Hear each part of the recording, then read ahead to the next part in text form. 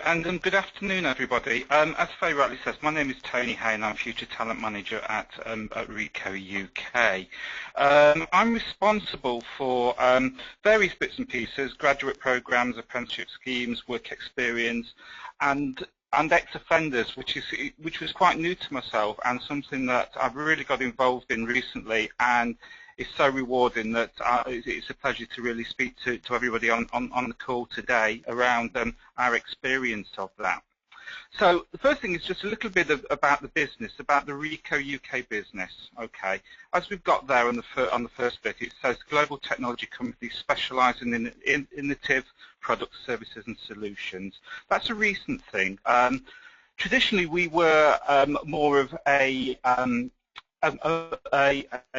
seller of office equipment, but our customer base has changed recently, and it's not what customers need now. They need more of a service that we're here to provide. So obviously the needs of our customers have changed, and we needed the right people in place to actually support that change for our customers and to keep us market leader in the UK. As you can see on that slide, we've also got 2,700 employees in the UK and over 100,000 worldwide, with our head office being in Northampton plus another 32 sites in the UK. Okay, so that's just a little bit about Ricoh themselves. So our commitment to ban the box then, I've got a quote up there to begin with, which is from our CEO, which says, by removing the declaration of convictions boxes from applications, Ricoh UK are able to judge individuals on their skills and abilities and not their past. And that's exactly what we try to do at Ricoh. You know, we can't change anybody's past, nobody can, but what we can do is to support the future of those people. So as you can see there, we've got a real structure within the business that's sponsored by our CEO and also built into the objectives of our board and senior managers that we had to get brought into the program if we were going to run with it and make it a success, not only for Ricoh but for the individuals that were looking to make a better life for themselves. It's quite astonishing when you think that there's 10 million people in the UK who have a criminal record, and I know Faye touched on that earlier. And at any one stage, 65,000 individuals are inside prison from all walks of life.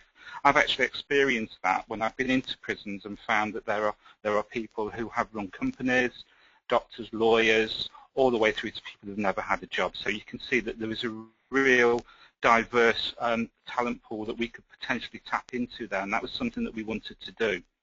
Okay, so what we had to do is to explain the program to our managers, okay, in the hope that they could then see the fact that there was a huge selection of society that we could actually just tap into to see whether we can get the right talent to drive our business forward and to also meet the needs of our customers.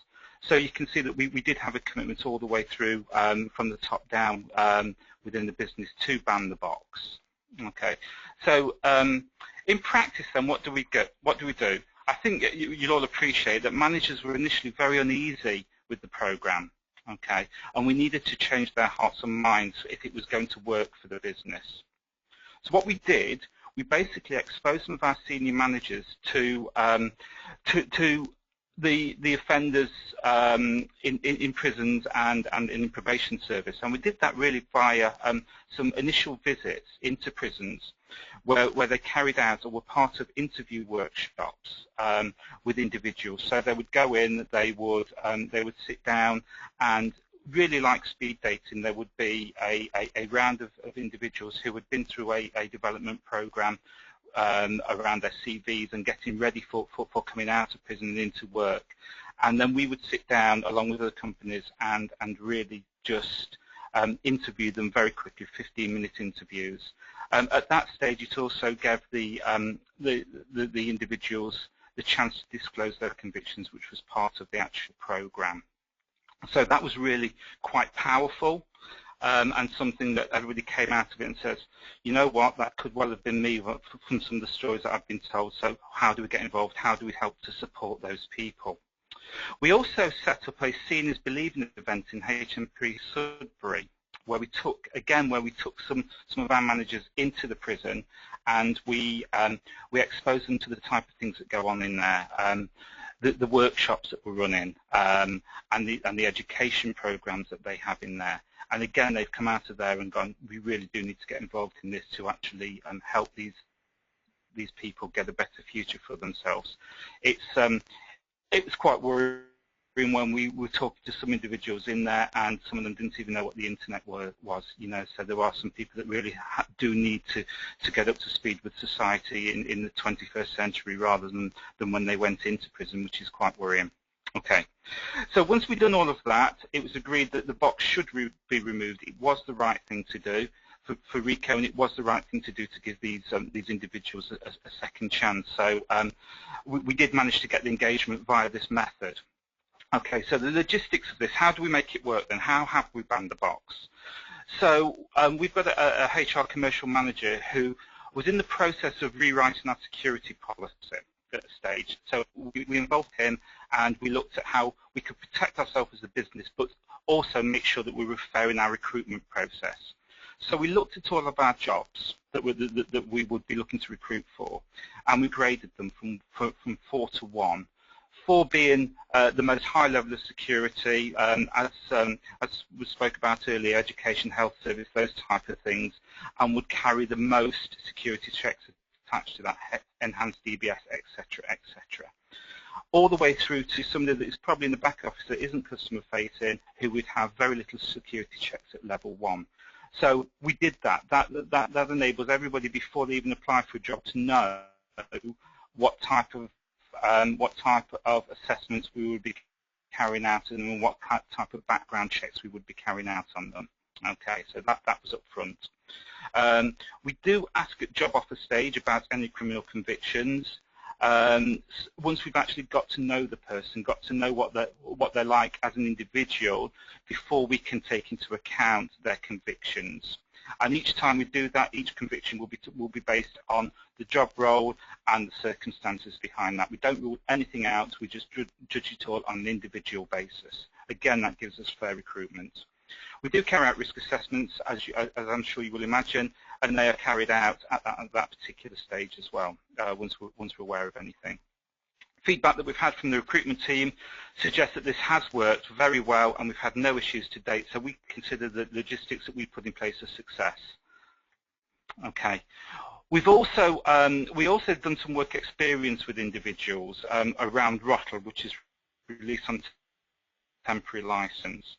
So basically what would happen is that an individual would spend their days working for us and then their nights back in prison as they come to the end of their sentence. Again, this gets them ready for work.